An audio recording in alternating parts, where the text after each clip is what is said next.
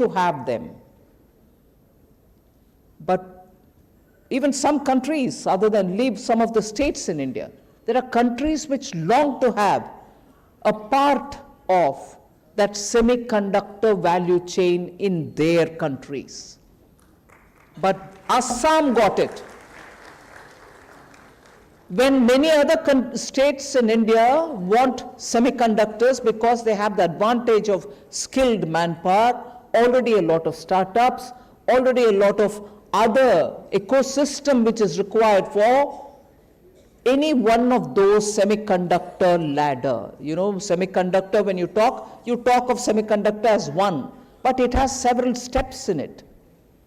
The initial stages and the advanced stage. In between, you're also looking at chip manufacturing or assembly or testing or marketing or packaging. There are different stages in the production of semiconductors. So there are states which tell you, I have the natural ecosystem for it, come please set it up here. But even as we are doing it, there a decision of the Honorable Prime Minister saying, why not one of the northeastern states go set it up in Assam, and the Tata Group has come to Assam to invest and set up a ATMP plant for semiconductor manufacturing, and that's why yesterday's decision is a historic moment for the Northeast. You had the most advanced. So the 65 visits to Assam is not just to tick a box saying, I've come. Every 2 months I plan to come, I've come. No, it's not that, just that. It's understanding what the youth of this area want. They're just not going to have to wait like many other states took years, decades to progress one step ahead. Northeast youth today have all the energy, all the skill set, all the communication ability, all the energy, and all the enthusiasm that sunrise sectors can provide us that require such young youth population. And therefore, there we go, the first major semiconductor manufacturing setup is being done in Assam. And that's why I said it's history. Now, if Prime Minister came 65 times, the entire cabinet and the Council of Ministers also never hesitated to come, each one carrying their own department's agenda, but come here to perform. Collectively, I'm not going to ask you to guess because it's a bit surprising number for me too, but 850 times ministers visited in the last 10 years. Council of Ministers, a month, each minister has to come to Northeast. So either we go to Tripura or Nagaland or Arunachal and so on, but together all of us in the last 10 years have come 850 times. That shows the priority, that shows how we make sure that attention should be given to Northeast, the importance that Northeast has in the scheme of things in our economy. And of course, data points, everybody is interested, so I will give you a lot of data points today. For the first time in 40 years, when in 2016, Honorable Prime Minister chaired the meeting of the Northeast Council, Prime Minister chairing the Northeast Council has happened in 2016 for the first time after a wait of 40 years. So these points prove to you that the Northeast receives the long overdue attention from Prime Minister and the entire Council of Ministers. So repeatedly I'm giving you data only to reinfuse that point that Northeast not just catch up but go fast on this route of building India. Many firsts have happened in the last 10 years for the Northeast. I want to just put it all before you because it gives you at one go what this region has achieved, which it couldn't achieve prior to 10 years ago. It achieved in trickles, whereas what it has achieved in the 10 years is remarkable. And therefore, I list it out for you, even if you think I'm just crowing about what had been achieved. It is important for us to know it. Why? If you're going to have to believe in the Northeast, if you're going to have to believe that Northeast will not be neglected, and if you're going to have to believe that Northeast, if not neglected, will contribute as an engine to India's growth aspirations, and it will be the engine which will lead us to 2047, the developed India 2047, you should know in 10 years what's been achieved. And then you have the confidence, the faith, and then is when you will be able to say, yes, I believe we can make it, we can reach Vikasit Bharat, and therefore I am an ambassador, and this is what I'm going to contribute, whatever you choose to contribute. So the list of what had happened in 10 years is quickly being recalled so that all of us understand where we are. You're okay with me in English, or you want me to take a chance, make me speak in Hindi? English is all right? Or entertainment in the name of my Hindi? My Hindi is no good. But if you're all right with English, we can quickly carry on. Okay?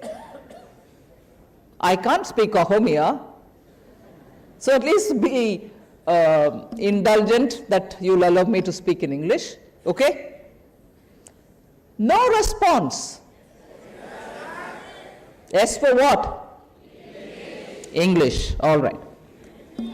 Now, broad gauge trains reached Manipur, Mizoram, Meghalaya, Arunachal Pradesh, and Tripura for the first time in the last 10 years. Meaning 70 years went by, broad gauge trains reached in the last 10 years. Goods trains reached Manipur for the first time in 2022. Electric trains reached Meghalaya for the first time in 2023. Nagaland got its first railway station after independence. You heard that? After independence,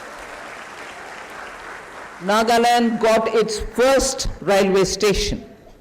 Sikkim and Arunachal Pradesh were connected to air services for the first time. Nagaland got its first ever medical college in 2023.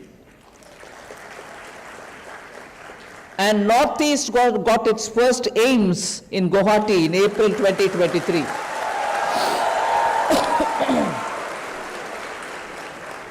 India's first ever national level sports university was set up in Manipur in 2018. Northeast first ship repair facility is being developed through Hooghly Kochi Shipyard Limited, HCSL, at Pandu Port in Guwahati, and that is along the river Brahmaputra. Ship repair facility. You would think only ports which are on the sea coast will have it, but when you have inland waterways developing rapidly in this country, you need that as well, and that is being set up in Guwahati or in Assam. India's first international multimodal logistics park is coming up in Jogi Gopa in Assam.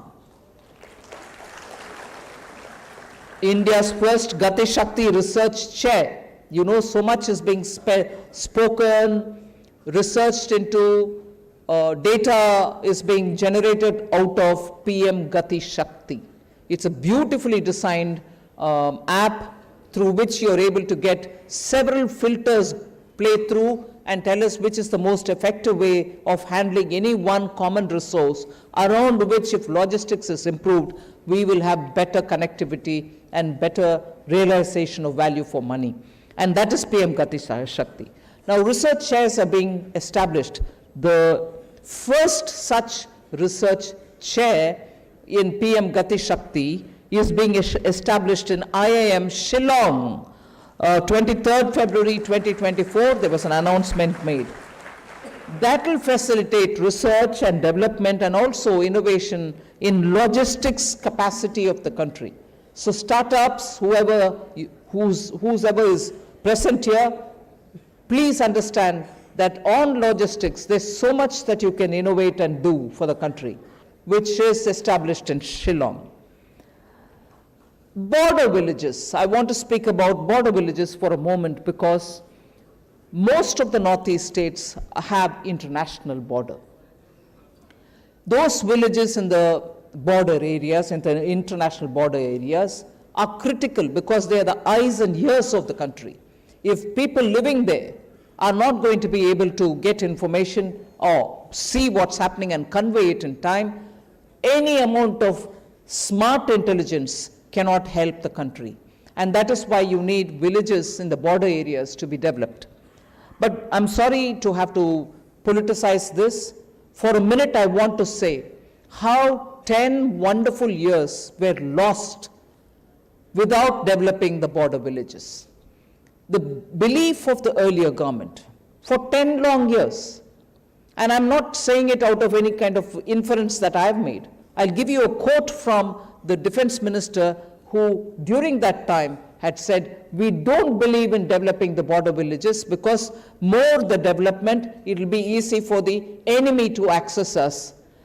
They looked at it from that point of view, rather than looking at it from the point of view of if people in those villages have to live there, being our eyes and ears, you need to give them every connectivity that you can, whether it is road or by air or even telephone connectivity.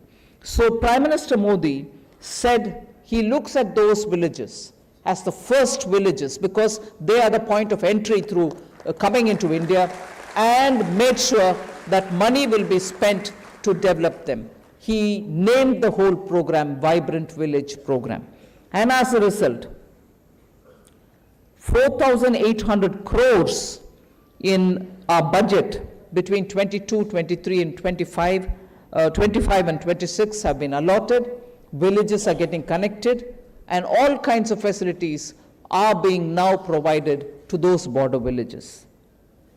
I also do a complete review, both physical and also looking at from our office based on data. So the review shows us that those villages which have been waiting for such facilities are getting it now. Delayed projects is one thing which Northeast suffered from, and more importantly, India's image for any investor who came from abroad was affected by the image that India doesn't complete its projects on time. You lay the foundation stone and forget it. Or you lay the foundation stone and give not adequate money, but keep saying that the project is ongoing.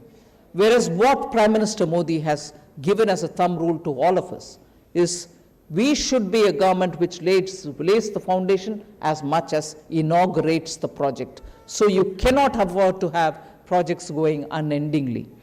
Northeast benefited by that thumb rule. Several projects which waited for decades have been completed. I'll just very quickly tell you which are those. After 16 years of wait, the Bogibeel Bridge in Assam was inaugurated in 2018 by Prime Minister. The Dola Sadia Bridge called Bhupen Hazarika Setu, just as this hall is named after the great son of Assam, Bhupen Hazarika, that Setu is also named after Bhupen Hazarika. Dola Sadia Bridge was inaugurated in 2017. 14 years of wait, and after 14 years you got that bridge as well. Now, record time we are completing many projects, and the others are Sela Tunnel, completed in 5 years. Sabroom Land Port Project in Tripura, completed in 3 years. IIMS Guwahati, completed in 6 years. Arunachal Pradesh's Greenfield Airport in Doni Polu Airport Itanagar was completed in 4 years. So project completion, well within reasonable time, has been the hallmark of Prime Minister Modi's administration. Connectivity in underrepresented areas. Just look at the budget, 2009 to 2014, 5 years for projects of railway infrastructure. 2,122 crores was given during that period. Whereas between 2024 whereas 24-25, the amount allocated is 10,369 crores, and that is for railway budget. Around 2,000 kilometers of new railway lines have been laid since 2014 only in the Northeast. Roads, over 46,296 kilometers of rural roads were completed under PM Gram Sadak Yojana with an expenditure of 47,000 crores. I want this underlined because rural connectivity in the rest of the country is one thing, whereas rural connectivity in the Northeast is another. Because of the terrain, because of its topography, connectivity between one village to another involves a lot more work and probably even a lot more distance. But that is why the distance which was covered in the last 10 years under Prime Minister Modi is 46,296 kilometers.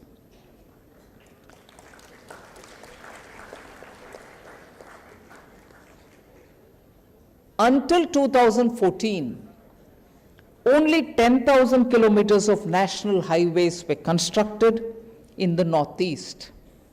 That is over 7 decades, only 10,000 kilometers. Whereas in the last 10 years, 6,000 kilometers have been completed in the Northeast only. So 10,000 kilometers took 67 years, 6,000 kilometers took just 10 years. Until 2014, there was only one inland waterways. Now there are 20 waterways just in the Northeast. 20 waterways. Over 1,000 crores have been spent on this. Now on airways, very quickly, all 8 states of the Northeast have air connectivity. The number of airports in the Northeast is now increased to 17. I'm talking of 2023. It was only 9 till 2014. Now it is 17. And 17, from among them, you have 3 international airports as well.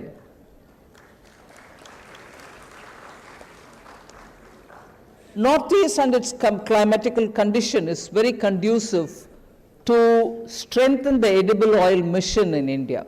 You know, we spend a lot of money, foreign exchange, by importing crude oil to run our vehicles, the cars and the trains and the buses and everything else. That is import of fossil fuel. And that oil goes for our mobility. But we also import oil which is edible. India doesn't produce enough oil seeds. As a result, we import a lot of oil, particularly palm oil. And the palm oil comes from the Southeast Asian countries like Indonesia, Malaysia, and so on. Huge amounts of foreign exchange are paid out because we need to import edible oil. But we saw a potential in the Northeast, and therefore, the National Mission for Edible Oil has set up a palm oil mission for the Northeast, and today the cultivation of palm, edible oil palm, has gone up by 700% to 3.4 lakh hectares in the Northeast, growing only palm, oil palm trees. And this will reduce, obviously, our import bills. As of 9th March, PM inaugurated the first oil mill for extraction of palm oil in the Northeast. So you're not just growing the palm and sending off the palm fruits to some other area so that they can extract the oil, but the mills are also being set up in the Northeast so that the oil palm can be extracted for edible oil making, thereby creating jobs, thereby giving value for the product here, and thereby your ecosystem will now become well entrenched in the value system, value chain itself. So that is a very well thought out program. Start the plantation, give the farmers the benefit, give them good assured market, take the oil berries and produce the oil also from the Northeast, rather than spend on the logistics and send the fruits somewhere else, but create jobs here. I think that's a very strong mission statement for the Northeast, which is Government of India is making. Similarly is the National Bamboo Mission, which has given a lot of impetus for sustainability related goals. You're able to produce a lot of Northeast bamboo related products. Today it's becoming a cult all over the world that you don't need to use paper, you don't need to use plastic. Here comes bamboo, which can be a perfect substitute for many of our uses, daily usage. I'll again go back to emphasizing how Government of India under Prime Minister Modi brings Northeast back to every picture that we do. The G20 was held in India for India's presidency. We held it all over the country.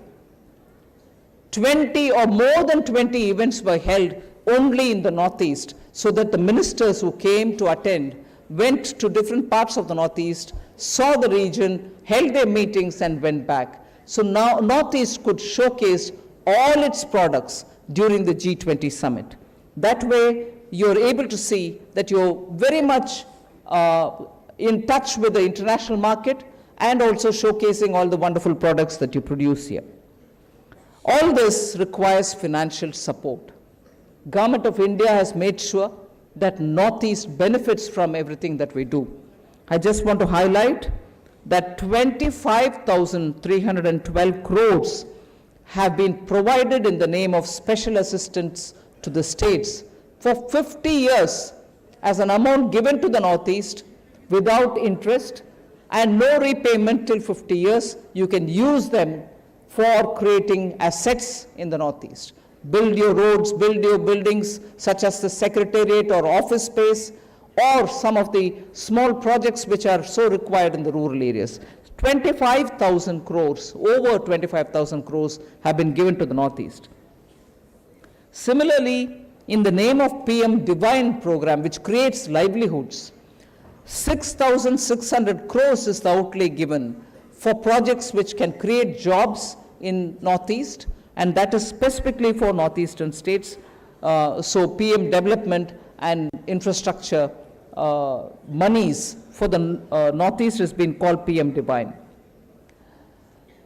All of you would have heard about GST, the goods and services tax, an indirect tax which is levied all over the country. It's the same rate decided by the